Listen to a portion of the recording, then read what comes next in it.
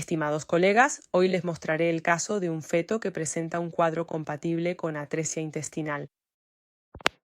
La atresia intestinal se define como una obliteración congénita de la luz de segmentos del intestino delgado, clasificable en diferentes tipos según la modalidad de la obstrucción anatómica. La incidencia es de aproximadamente 2 o 3 casos cada 10.000 nacidos vivos, con la siguiente distribución. En el 50% de los casos afecta al yeyuno y en más del 30% de estos al tramo proximal.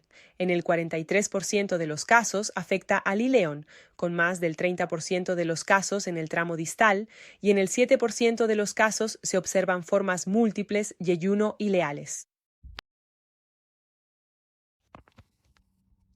Desde el punto de vista ecográfico, el hallazgo típico es la dilatación de las asas intestinales por encima del segmento atrésico.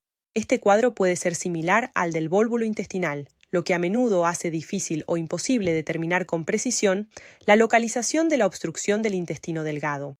En general, cuanto más numerosas y dilatadas son las asas intestinales, más probable es que la obstrucción sea distal. En la mayoría de los casos está presente el polidramnios, más evidente cuando la obstrucción es proximal. Sin embargo, los principales signos ecográficos, es decir, la dilatación de las asas y el aumento del líquido amniótico, rara vez se manifiestan antes de la 24ª semana de gestación. Se considera que, en la mayoría de los casos, la atresia intestinal se debe a un evento isquémico, como un accidente vascular, o también a un vólvulo, una invaginación o una malformación vascular. La clasificación más aceptada distingue varias formas. El tipo 1 se caracteriza por la presencia de un diafragma mucoso que obstruye la luz intestinal, con las paredes intestinales íntegras.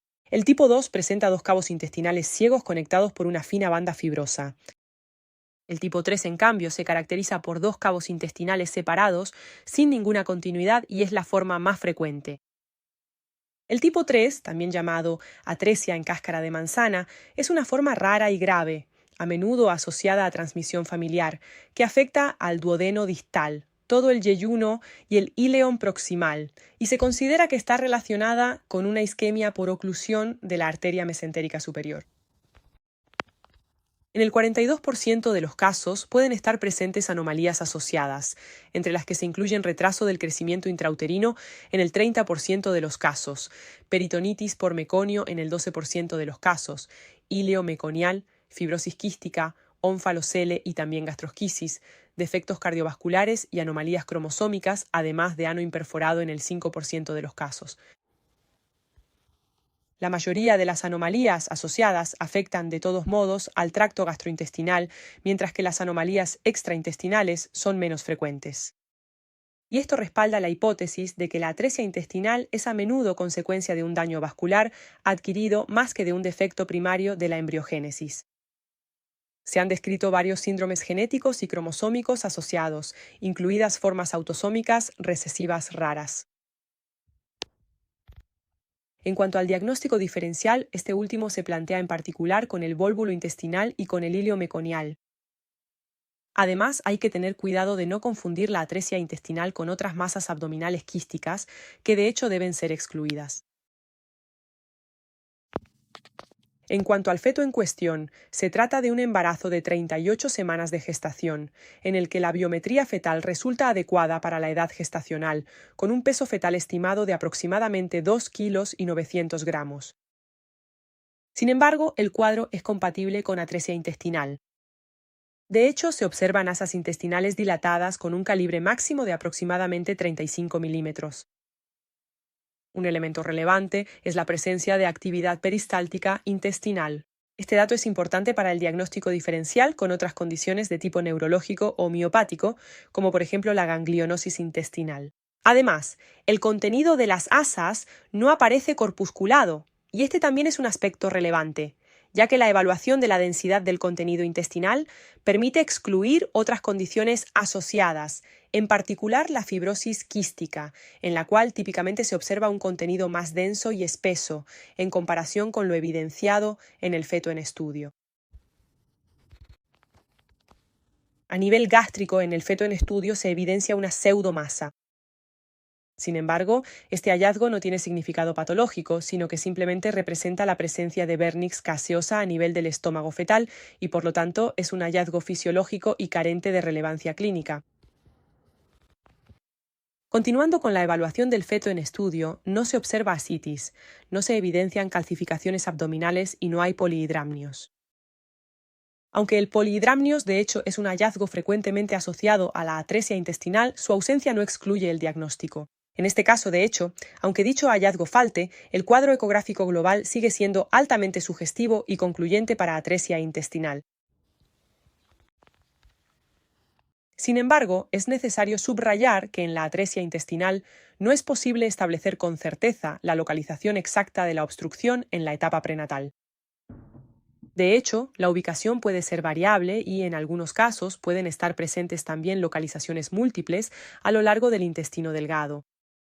La ecografía puede aportar elementos sugestivos, pero no permite una definición anatómica precisa de la ubicación ni de la extensión del segmento afectado. En general, sin embargo, como ya se ha dicho antes, se aplica la regla de que cuanto más numerosas y dilatadas son las asas, más probable es que la localización de la obstrucción sea de tipo distal. Otro aspecto no menos relevante es la ausencia de anomalías asociadas evidentes. Sin embargo, es importante subrayar que la paciente fue observada por primera vez a las 38 semanas de gestación, es decir, en una época en la que la sensibilidad de la ecografía para detectar anomalías asociadas puede ser inferior respecto a controles realizados en etapas más tempranas. A pesar de esta limitación, no se identificaron anomalías estructurales asociadas. Además, la placenta aparece normalmente insertada y con una estructura regular.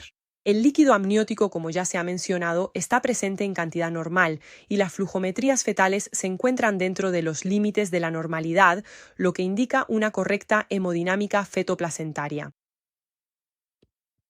En cuanto al manejo del caso en cuestión, dado que se trata de una paciente que ya ha llegado a la 38ª semana de gestación, es fundamental recomendar una consulta quirúrgica pediátrica para que, al nacer, el recién nacido pueda ser evaluado de inmediato por el cirujano pediátrico.